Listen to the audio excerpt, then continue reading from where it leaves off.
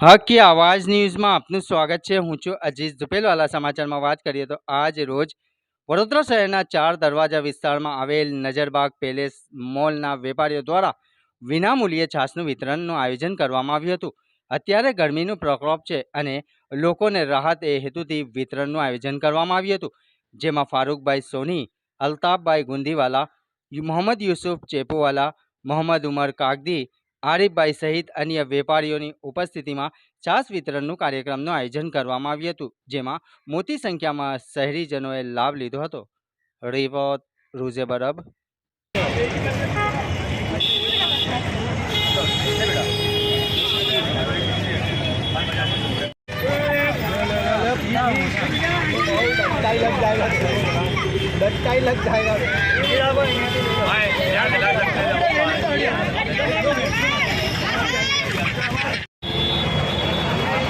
Number एक bike है।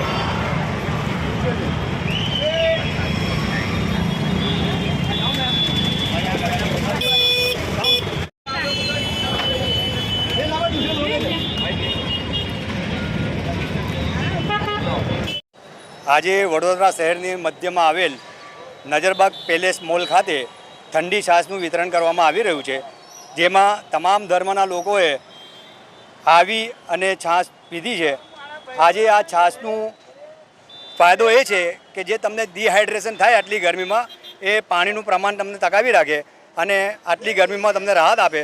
જો આપ જોઈ રહ્યા છો કે હમણાં ગરમીનું પ્રમાણ ખૂબ જ વધારે હોવાથી અમે માંડવી નજરબાગ પેલેસ મોલ દ્વારા વેપારીઓ દ્વારા છાશનું વિતરણ કરી રહ્યા છે અને જેમાં ખૂબ મોટી સંખ્યામાં લોકોએ ભાગ લીધો છે।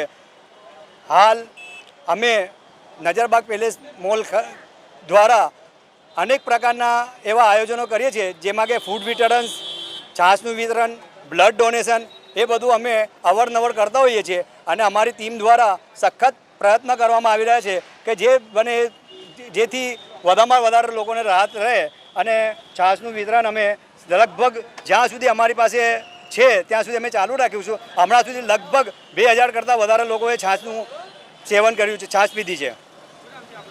ઉમરભાઈ કાગદી। વડોદરાનું આ 4 દરવાજા વિસ્તાર છે, જેમાં નજરબાગ મોલ પેલેસ આવેલું છે। એમાં વેપારીઓ દ્વારા આજે ઠંડી છાશનું વિતરણનું આયોજન કરવામાં આવ્યું છે। અત્યારે ગરમીનું પ્રકોપ ચાલી રહ્યું છે, રિહાઇડ્રેશન બધાને થઈ રહ્યું છે અને ગરમી વધારે છે તો નાગરિકોને રાહત થાય એ હેતુથી નજરબાગ મોલના વેપારીઓ દ્વારા આ કાર્યક્રમ યોજવામાં આવ્યો છે। એમાં વેપારીઓ દ્વારા ઘણા કાર્યક્રમો કરતા હોય છે, ફ્રૂટ વિતરણ છે, બ્લડ ડોનેશન છે, ઘણા કાર્ય કરતા હોય છે। તો આ સારી કાર્યક્રમમાં આજે વેપારીઓ દ્વારા આ બધા જ વેપારીઓ એમાં જોડાયા છે અને ખાસ ઉત્સાહભેર નાગરિકો ભાગ લઈ રહ્યા છે। આમાં ઓછામાં ઓછા 2000 લોકોએ લાભ લીધો છે। ફારૂકભાઈ સોની, સામાજિક કાર્યકર।